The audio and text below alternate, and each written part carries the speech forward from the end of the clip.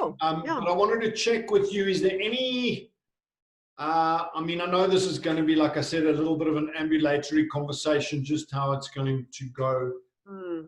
Is there any restriction from a time point of view? I don't want it to be too long because it can be a bit withdrawn, but I'm going to ask a couple of questions, and Sure. I'm just happy if we just have a conversation around this. Sure. No, that's fine. And then you can edit it down. Yeah, Yep. I don't have a time restriction, like I have to be out of here by whatever. I don't have that time restriction. So you just let me know what you need and when you're done. Okay. Because I mean, look, you understand, I can talk for 4 hours. So you just need to kind of go, stop. Okay.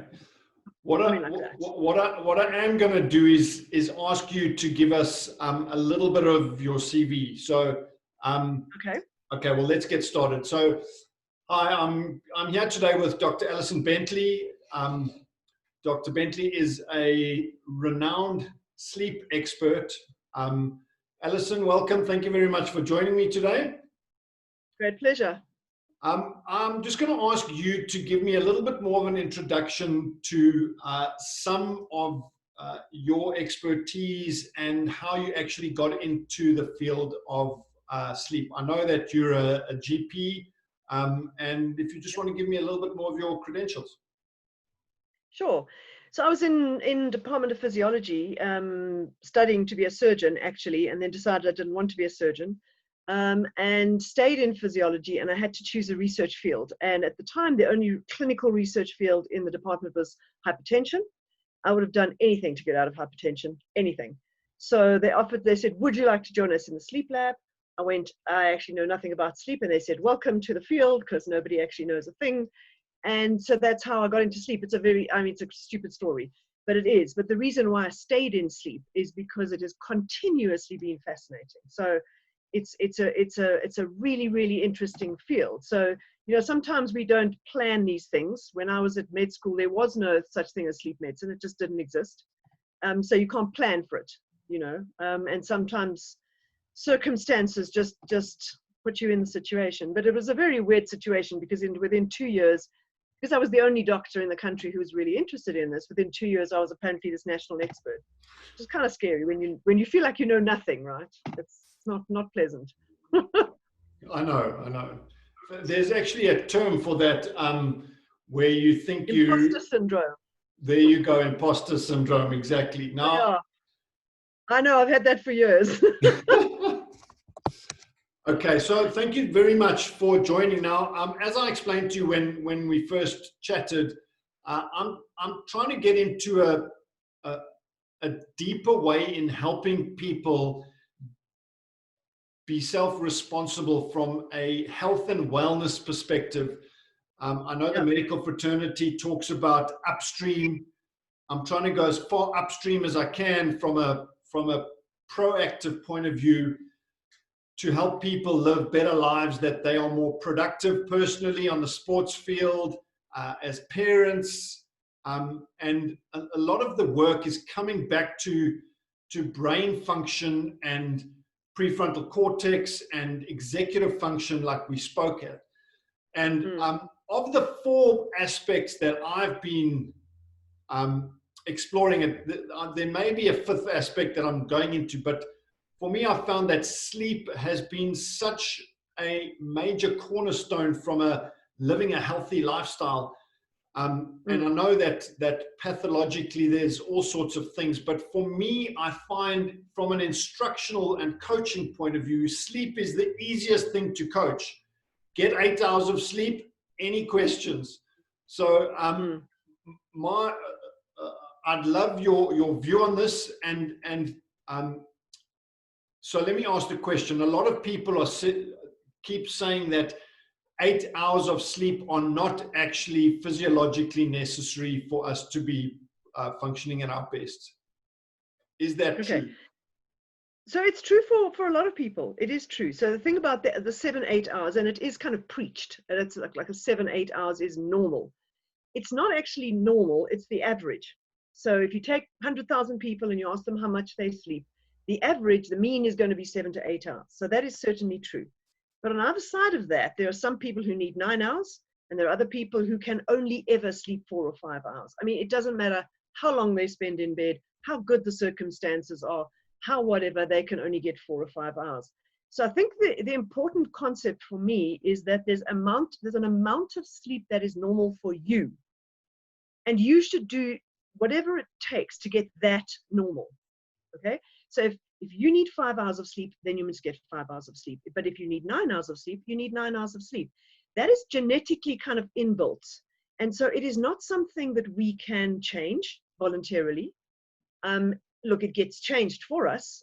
So as we get older, our sleep is likely to get shorter and shorter, less and less deep. And those are natural changes that would occur with aging. So if you were sleeping 8 hours as a 25-year-old, as a 60-year-old, you're much more likely to be sleeping less than that. So that 6.5 hours is probably okay for you. But the next question people always ask is, so how do I know what my normal is? Okay. And you know what your normal is because you know how you function the next day. And that's always how we measure sleep. Sleep is never a thing that we measure just by a number of hours. So you've had 7 to 8 hours, you should be fine. Okay. It's not that at all. It's you've had 7 to 8 hours and you're functioning well the next day. You're not tired. You're not sleepy. That post-lunch dip that everybody has, it's just a bit foggy. But if you have a post-lunch dip where you're literally falling asleep at your desk, you haven't had enough sleep. So if you're not sure, you take your sleep that you're having, let's say it's 6.5 hours, and you add an extra half an hour, and you go for a week, and you go, how do I feel? Okay. Then you add an extra half an hour and go, how do I feel? And you just keep adding on half hours, and one of two things happens. Either there is no improvement, or you can't sleep those hours. You can only sleep for the 6.5 hours. Sorry, 3 possibilities. Or you find that the longer you try and sleep, the more you become like an insomniac, like you can't fall asleep, you're waking up in the middle of the night, and your sleep is literally fracturing into parts. Then you're trying to get too much sleep, and you need to go back a half an hour. So it's about playing with this, add on half an hour, take off half an hour, and look at how you function during the day. Like, how do I function? Am I okay? Is the only way that you find what your normal is. And understand, if you had a dad that only slept for 4 hours a night, there's a good chance you've got those genes and you only need to sleep for 4 hours. So there's a lot kind of contained in that one question. Okay. But it's an important one because duration of sleep is probably the thing I get asked the most about. Okay, so a couple of things with that. Now, how many people then are lying to themselves where they said, oh, I only need that? So that's another thing that you spoke about in terms of people being in denial. How do we know if people are just lying to themselves? So it's tricky. Look, I mean, people will try and convince you, and there's no way of actually proving what their daytime function is. You know, there's no like objective test that we could, unlike blood alcohol that you can just measure. So there's no real test that we have that we can measure and say, no, you're wrong. You're not getting enough sleep. But often it's about asking them, so what happens? So that's how you sleep during the week. How do you sleep on weekends? How do you sleep on holidays? How do you sleep in those kind of situations? And I mean, we found it with the lockdown that so many people are now sleeping more because they've got more time to sleep. And so you ask those kind of questions, and it's about trying to get that. I think the other important thing that we do need to say to people is, like, if you are lying to me about the fact that you are getting 5 hours and that is enough for you, understand you're not hurting me by saying that, but you are hurting you, because there are significant consequences, long-term medical consequences to not getting enough sleep. I mean, we know that. It's not even a maybe kind of anymore. It used to be a maybe. I mean, I've been in this for 30 years. The evidence is clear on that. If you're not getting enough sleep, brain function dips tremendously, and especially prefrontal cortex. So, but that's the immediate effect. I mean, there are long-term medical effects: drop in immune function, increased cardiovascular risk, disease, increased risk of diabetes.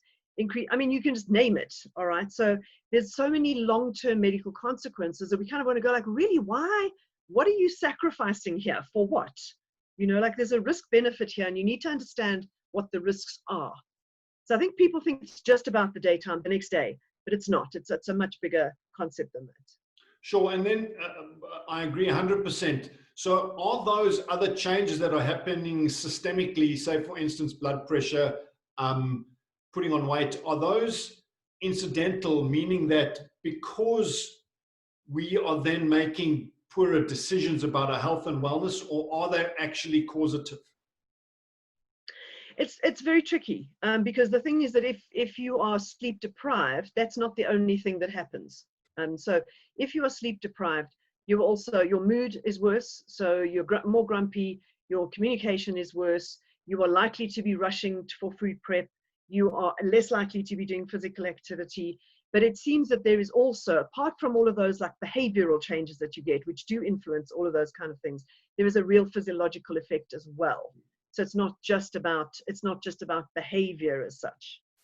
So higher neurological functions may then, because of sleep deprivation, start affecting blood pressure, start affecting metabolism, start affecting all No, sorts of things.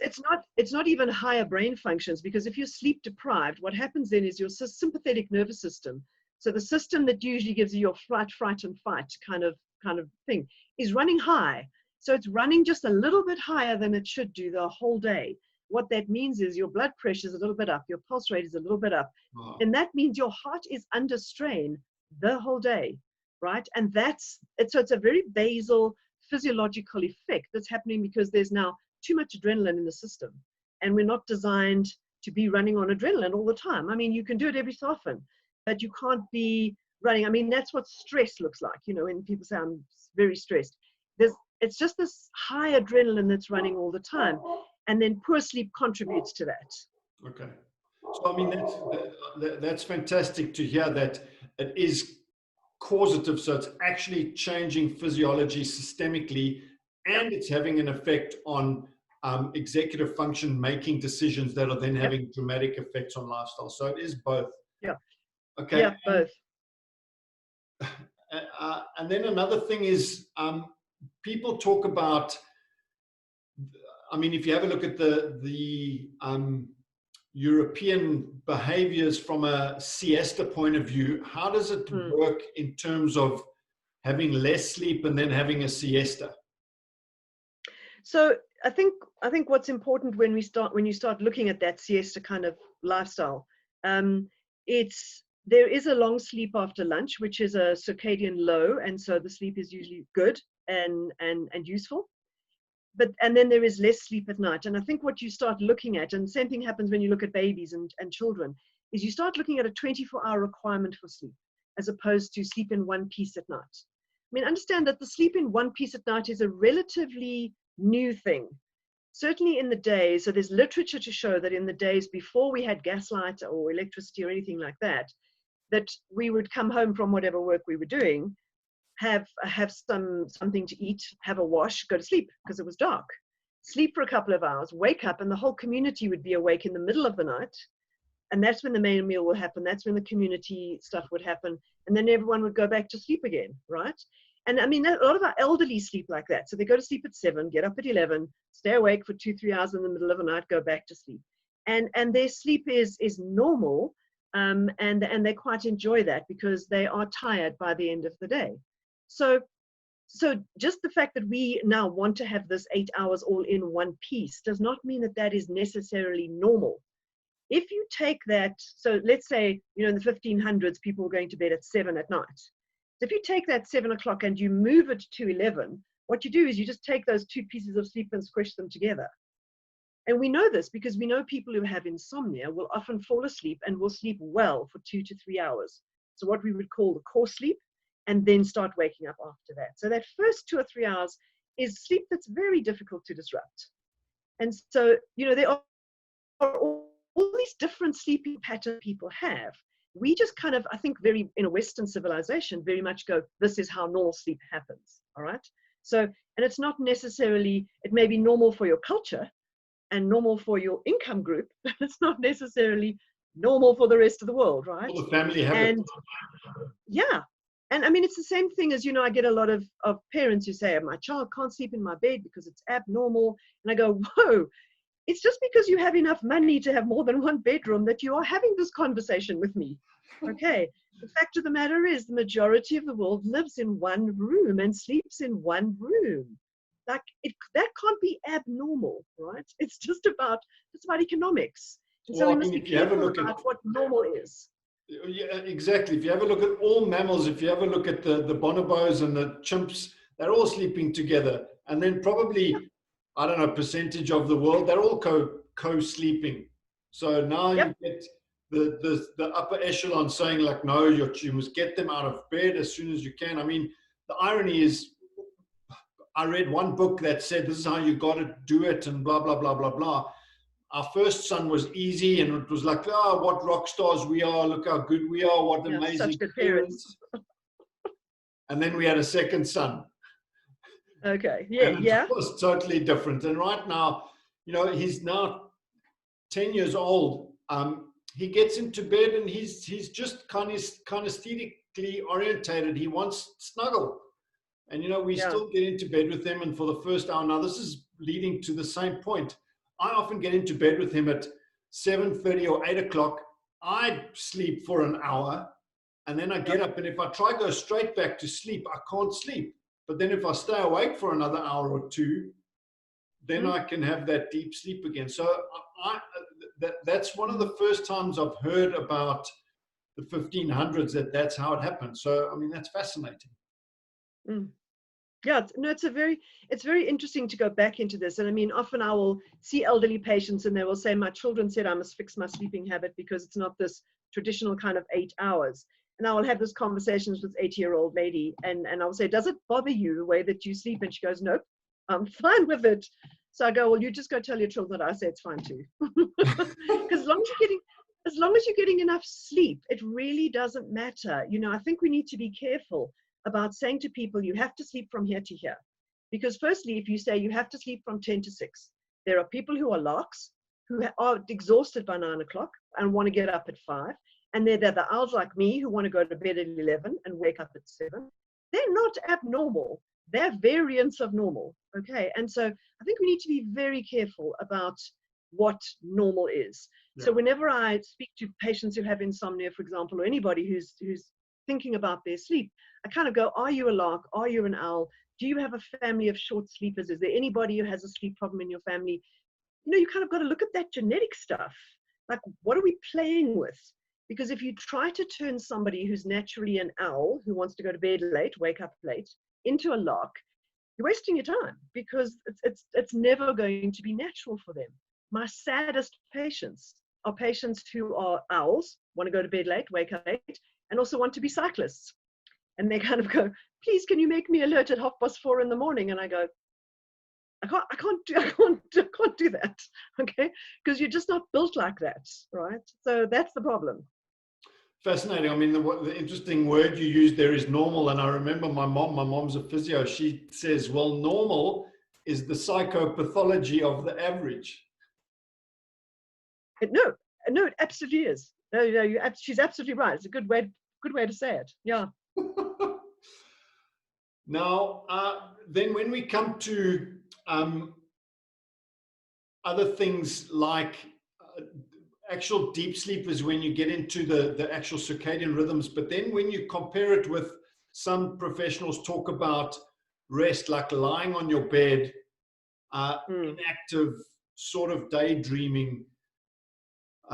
Can that count? And then we look at energy management as well? Not really?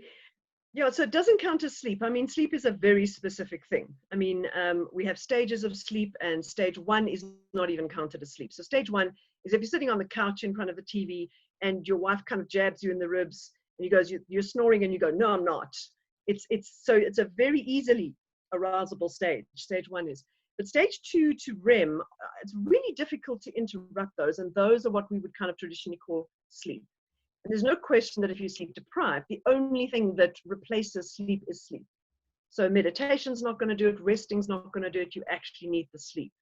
And so many experiments have shown that. So it's not even a dispute, really. Yeah. Doesn't mean, and so, but I find a lot of people will go to bed early because they're tired, okay? And then it's a discussion about what do you mean by tired? Because tired can have all kinds of different nuances, okay? And often it's, I'm physically tired, I feel like I need to rest.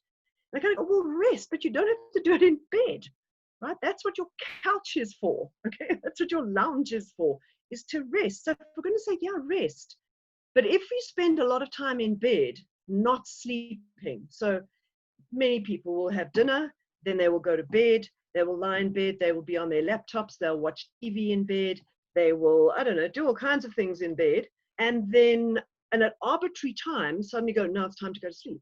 Okay, and the brain is literally put in the situation of go, oh, what happened? Okay, we do need this little walk from wake into sleep. Okay, this little walk, and that's about switching off the lights, switching off the alarm, or switching on the alarm, going into the bathroom, going to the toilet, brushing teeth, you know, taking off makeup if that's what we do, going back into bed, you know, kissing husband goodnight, for example, then maybe saying prayers or reading your book or the same 3 pages you read last night or whatever it is. There's this little routine that everybody has, which when you start it, you may not be sleepy, but by the time you finish it, you are sleepy. And often when you're watching TV and you switch off the light, you're not sleepy yet. So there hasn't been that little break between an activity and going to sleep. And so often I have patients saying, I watch TV and I feel sleepy, and then I switch off the light and then I don't fall asleep again. And I go, because you haven't had this little walk, you know, that the brain kind of needs to go into sleep. It does need a disconnect between daily activity and falling asleep. So patients would say, yes, but I'm tired. Well, that's fine. Then have dinner. Then please sit in the lounge and read. Go watch TV, whatever you like. I really don't mind. Do that. And then make a decision based on really good data as to when you need to go to bed. And that is not 10 o'clock, because that is called bedtime, like in the 11th commandment. Boom, it is bedtime. I can't tell you how many patients I speak to and I go, what time do you go to bed? And they say 10 o'clock. And I go, are you sleepy then? And they say no. And I say, well, why do you go to bed? And they go, it's bedtime. You know, like this is some big thing. And I go, if you're not sleepy, there is no point in going to bed. Okay, so we do need to stay awake and doing awake stuff so that we can feel sleepy, really good and sleepy before we actually go to bed. Okay, fascinating. So also what I'm hearing you saying is there needs to be a specific, so there's the pre-sleep routine, which is sending communication to your brain and your body that this is it, start to get going. That is one of the things that I have picked up that I've tried to help people with.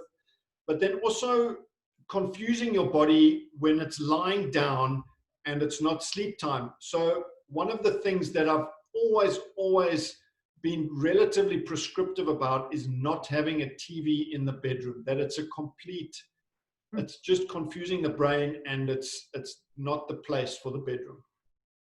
Yeah, absolutely agree. Yeah, I absolutely agree. And I mean, it's you know, it's bizarre. People will have a TV in the bedroom and be watching something on Netflix on their laptop at the same time. You know, it's like, and that's just way too much for the brain to manage at that time of the day. And this you know, going back to this tired thing, often people are mentally tired. Like if you have a really tough day, I mean, I find that if I see lots of patients in one day, I mean, my appointments are an hour long. It's a lot of counseling. It's sometimes a lot of drama with people who've had insomnia for a long time. By the end of the day, I'm absolutely finished. I don't want to talk to anyone else. I'm exhausted. I'm not sleepy by any means, okay, but I'm mentally exhausted. I need to go sit in a quiet place and just be on my own. No TV, no nothing, and just kind of walk around the garden, which I'm doing lots of at the moment. So, but just walk around and just kind of like de-stress. And you need to figure out what works for you, okay? But I know that I just have some time to myself where I just like stop doing stuff with my head. And then I find I'm okay again. All right. Let's not confuse that with the fact that now I need to go to bed, because that's not the same thing at all. Going to sleep is not going to fix that. Okay. Just as if you run the comrades, going to bed to sleep is not going to fix that either. That's physical fatigue, right? Mental fatigue. There's physical fatigue. You know, a lot of people are commenting on fatigue at the moment, and they're fatigued because they're not doing anything. They're actually doing so much less than they normally do, that there's a tiredness to that. But let's not confuse any of those with sleepiness. Going to sleep is about sleepiness. It's not about fatigue necessarily. Okay, there's no question that if you're sleep deprived, you will feel fatigued as well. And even in some patients, I often go through a whole process of trying to fix the sleep, and we We work on the sleeping, work on sleep, and nothing is happening. And eventually we get to a point where I go, you know what, maybe the fatigue is the whole issue and the sleep is secondary to that. Like, it's not necessarily. And those are often patients who actually have chronic fatigue syndrome. So the fatigue is the major issue, and the sleep is just one of the symptoms of chronic fatigue syndrome.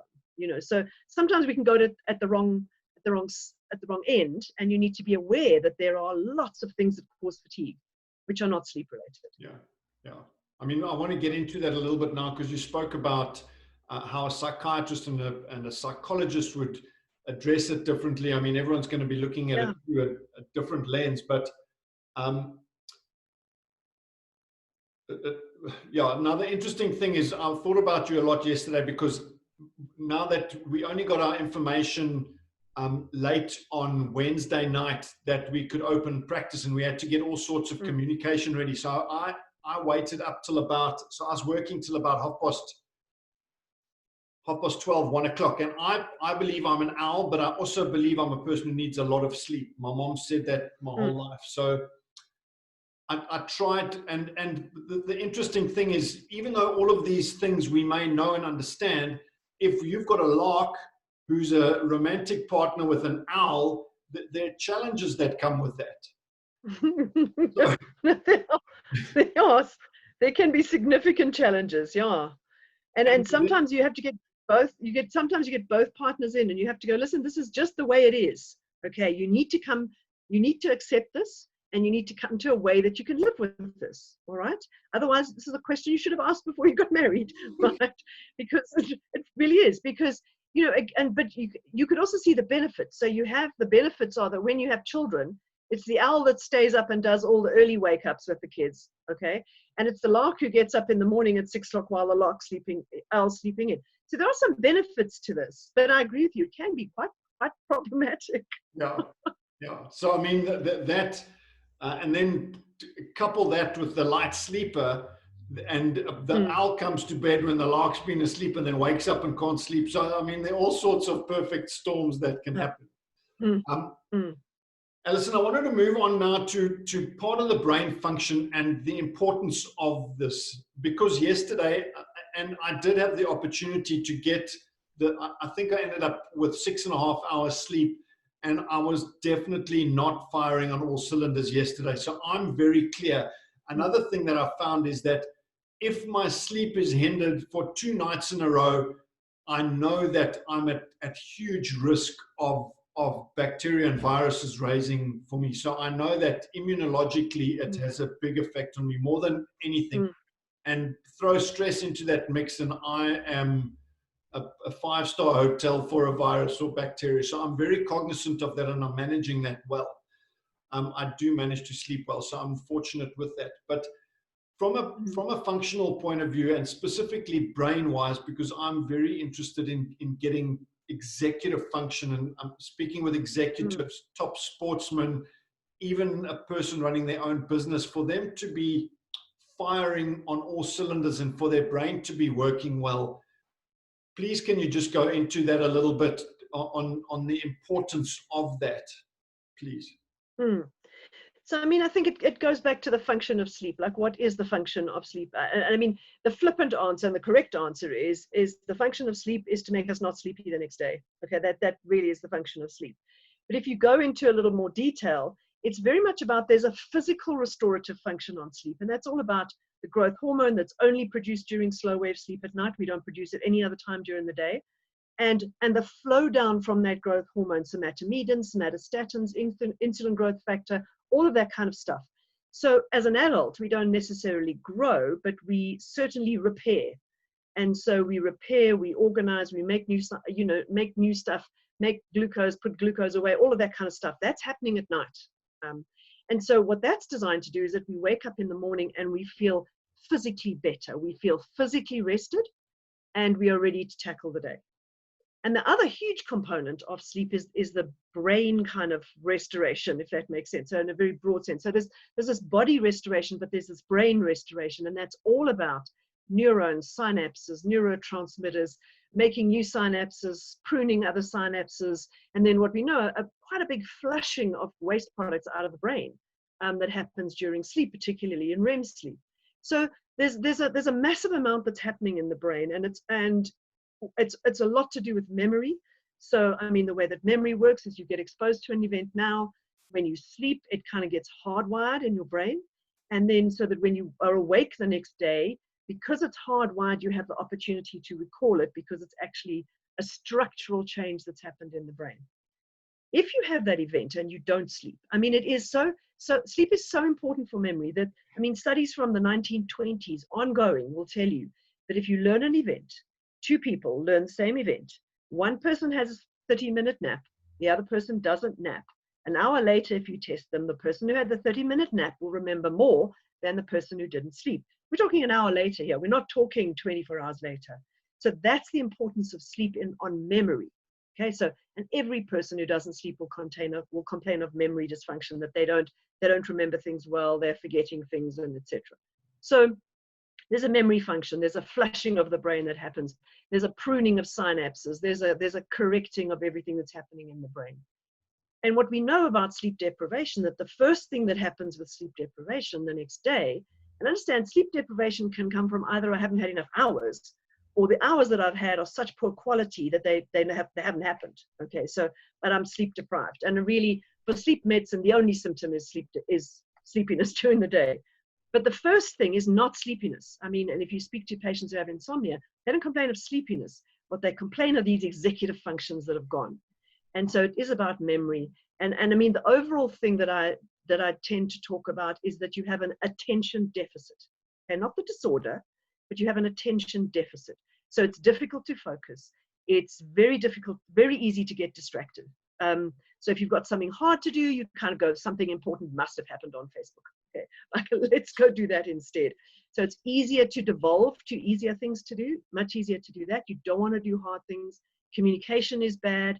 And there's a risk-taking element as well to lack of sleep, which is very similar to alcohol. So the reason why you shouldn't drink and drive, and what you get with sleep deprivation as well, is the fact that your performance has gone down. There's no question your performance has gone down. But you don't know that it's gone down. That's the alcohol effect and the sleep deprivation effect. You don't know that your performance has gone down, and you don't really care that it's gone down. So that component of risk-taking is hugely important. If you're somebody who, for example, drives a car for a living, that's what you do. You're more likely to take risks on the road. So, and I mean, you know, to give you an idea of what the deficit in insomnia looks like, we know that insomniacs are more likely, 2.5 times more likely to have accidents at home, at work, and in the traffic. 2.5 times. So it's a significant increase in this lack of concentration, making mistakes. And it goes from very simple things, you know, like if you're making a cake and everything is white and you kind of go, I don't know if I put that last white thing in. So that's, and the disaster is you just get a flat cake, right? So maybe that's all you get. It's a totally different ballgame if you're the person in the nuclear power plant when something goes wrong and there's a sequence of events that you need to remember, and that's what you're not going to remember. So you're going to get it wrong. So if you look at big major disasters that have happened in the world, they happen at 2 o'clock in the morning, 3 o'clock in the morning. Every time I wake up to the news that another bus crashed in Beaufort West, I go, it was between 2 and 4 o'clock in the morning, wasn't it? And they go, yeah, it was. Because you just make errors. And those errors can be minor, okay, or they can be major. And the difference is just the situation and who's around you and where you are. So you can make an error of driving out in your car and hitting the gate, okay? Or you can make an error and veer across the highway and kill yourself and other people. So it's just, that's what we're looking at, is that kind of lack of concentration, lack of focus, and really kind of mood changes where there's really no incentive to really do well, okay? And to just kind of get by. And so that's not what we want. I mean, if you're looking at executive function, if you're looking on how do I make my function better, I'm constantly astonished by the fact that people will go and see all kinds of people and take all kinds of tonics and all kinds of stuff and won't take an extra hour of sleep. And I go, really? I don't understand, because that's clearly what's going to give you better function during the day.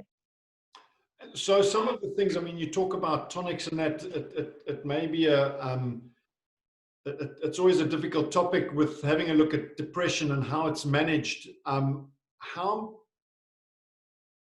Yeah, so people will happily go and take. So I'm not saying it's necessarily depression and it's Yes, misdiagnosed. There's a whole story there, but like you're saying, people are doing all of these drastic things that have tremendous side effects and knock-on yeah, effects and all of this. But no, taking an extra half an hour of sleep or hour of sleep is not a bit drastic. So the irony yes, there is madness. Um, yeah. And I think, people will say, well, I just manage my sleepiness with caffeine during the day. So I drink coffee and that keeps me awake. Caffeine is not an innocuous substance. It's just not. Yes, it'll keep you awake, but it's also pushing up that sympathetic activity in the heart. It's pushing the heart onto a bit of overdrive, it's functioning a bit higher than it needs to function. And that is never good. That's putting your heart under a very minor strain. Yeah, it's minor. But when you're up to 30 cups of coffee a day, because that's not now where you're at, because you get incredibly tolerant to caffeine very quickly. We spoke to shift workers who were drinking 30 cups of coffee per shift, okay? Because it just grows, and it just grows and grows. Now, you can become tolerant to the waking up properties, but does your heart ever get tolerant to that amount of caffeine that is in your bloodstream the whole day? So, it's all very well to say, well, I manage it with this and I manage it with that. There are lots of people who are managing their sleepiness during the day with Ritalin and bitching about children who are taking it for ADHD at the same time. So it's crazy, this kind of sense that sleep is not important because it's just something you do in between the wake stuff. All right. But what is important is that if you don't sleep well, that wake stuff doesn't happen properly. And the insomnia depression link is very strong. It goes both ways. I mean, if you have depression, you're more likely to have insomnia. If you have insomnia, you have an increased risk of depression, really for the rest of your life. So, and I mean, I'm not saying that every insomniac has depression because that's not true. But certainly insomnia or lack of sleep will give you symptoms that look like depression. So we kind of call them depressive symptoms, not necessarily full-blown clinical depression. So there's, they're all interlinked, these things. I mean, and also, like you say, depression is not something that there's a clear, defined, conclusive test about, like No. measuring the blood alcohol level. So it's also Yeah. hard. One thing I picked up on, you were talking about with the executive function of the brain is doing hard things. Now, doing difficult things and does that mean your confidence is waned and the dopamine and serotonin levels? I'm very interested in that. So it's not necessarily about confidence. It's just that there are hard things that we do. So I mean, I write articles and they're hard. Writing is just hard. And if I am, and I know that I just have to put my bum in the chair and just start writing, and it works. But if you're sleep deprived, it's harder, because when you are doing these hard functions like writing, you are having to pull up from all kinds of areas of the brain, integrate that, I write nonfiction sleep articles, but get all of that information straight, make it logical, edit and re-edit and do all of those. And that's hard work to do. It's hard intellectual work. And if you're sleep deprived, it is harder to do that. And so what you tend to do is kind of go, it's too hard. Okay, so I go, it's too hard. I don't have the energy for this. And so you would devolve to doing something that's easier, like deleting emails. A whole lot easier, very little intellectual input required. But when you are sleep deprived, you will go down that intellectual level because you will go down to a level at which you feel as though you can manage right now, instead of kind of going for the hard stuff, because it's usually important stuff. It's usually not urgent, but it's important stuff to do. And so, but you tend to avoid that because you are just tired and your brain is tired and just kind of give it up. So I don't know that it's a confidence thing. I think that if you constantly avoid doing those hard things because you're sleep deprived, oh yeah, I think your confidence takes a knock. So if you avoid doing the writing and you find the writing too hard, so let's just use that as an example. If you find the writing too hard continuously because you're sleep deprived, you do get to a point where you kind of start to believe you can't do it. All right. So I think we need to be careful about what the long or medium term effects are of constantly being in that state of underperforming, just because you haven't had enough sleep. I mean, the knock-on effects, if you take that and you extrapolate that and you do it again and again and again, from an, Yeah. so I'm just thinking of top CEOs and even myself running a small practice, you know, doing the difficult things, the difficult phone calls, things that are really necessary to really be pulling you forward as a thought leader, as a whatever it is, then those things are going to take a knock. That is, I mean, that's major. And Yep. just one day and think of what those things are. So that's probably often why people then, like you said, devolve to easy things, scrolling through Facebook, non-productive things that yeah. So that's fascinating. Okay, then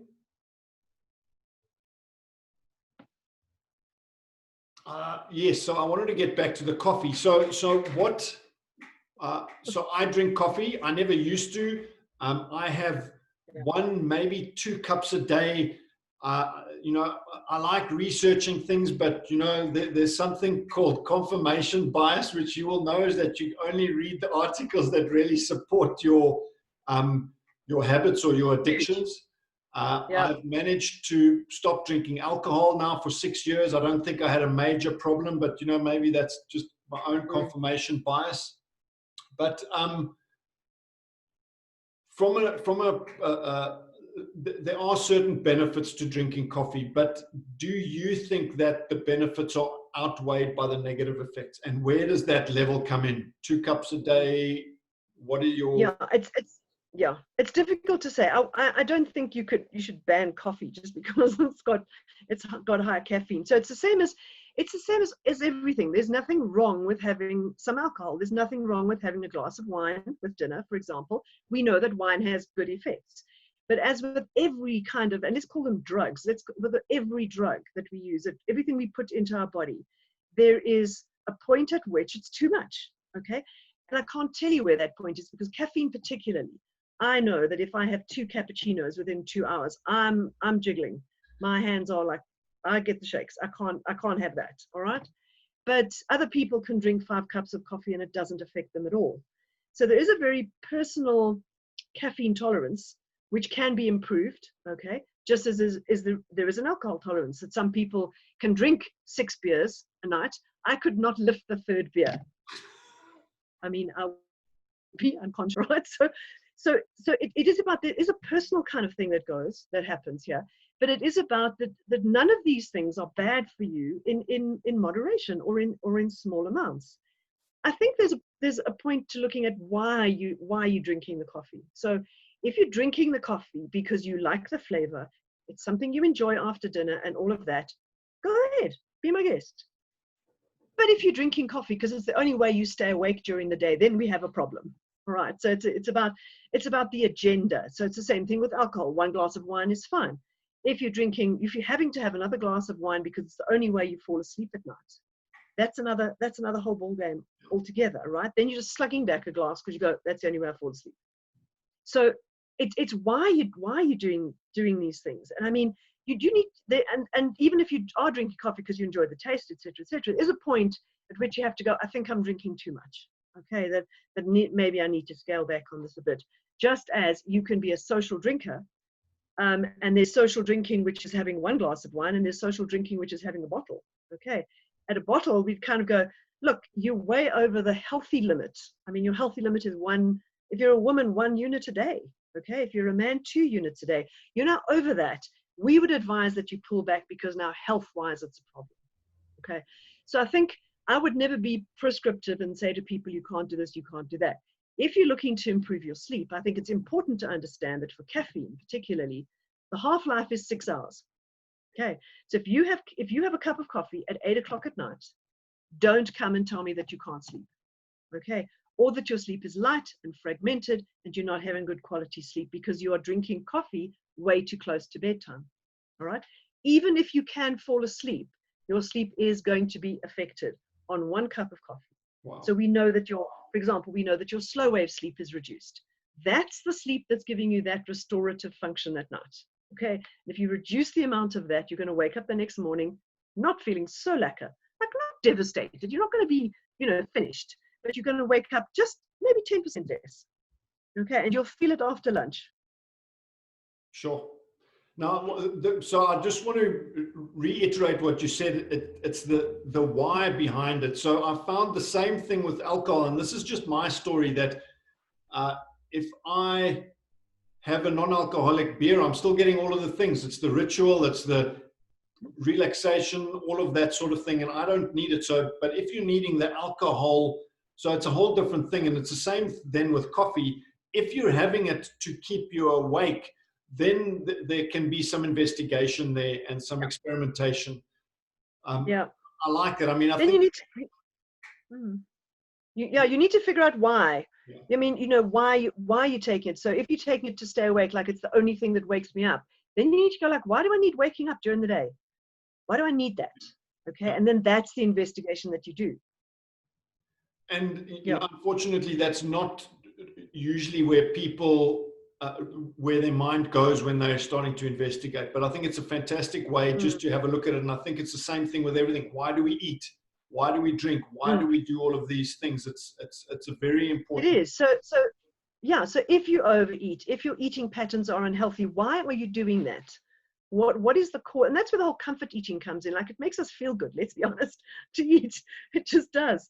So so that's where that kind of comes in. But you kind of got to go, okay, then if I'm not going to eat this, I need to find another way to make myself feel good, you know, and not do the eating. So I think it speaks to all of that. If we're overindulging on anything, we need to kind of go, why am I doing that? If you're overindulging on Twitter or Facebook, or you're spending too much time doing this, and you know, we've all had these days where we go to bed and we go, I just wasted so many hours today doing rubbish, you know.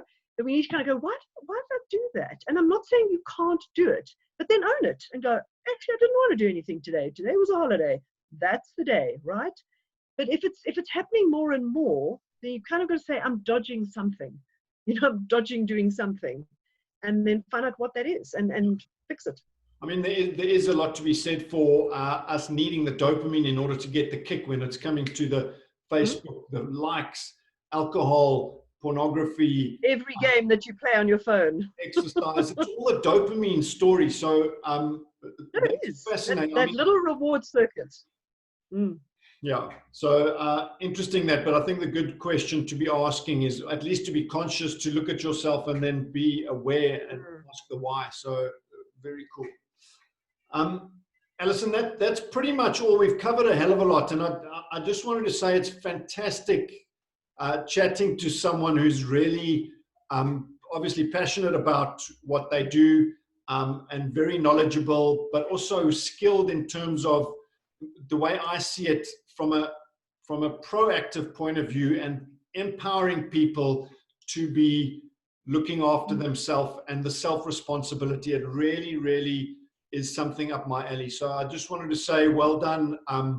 Love chatting to you, and you're doing some phenomenal work, and honor and respect for that.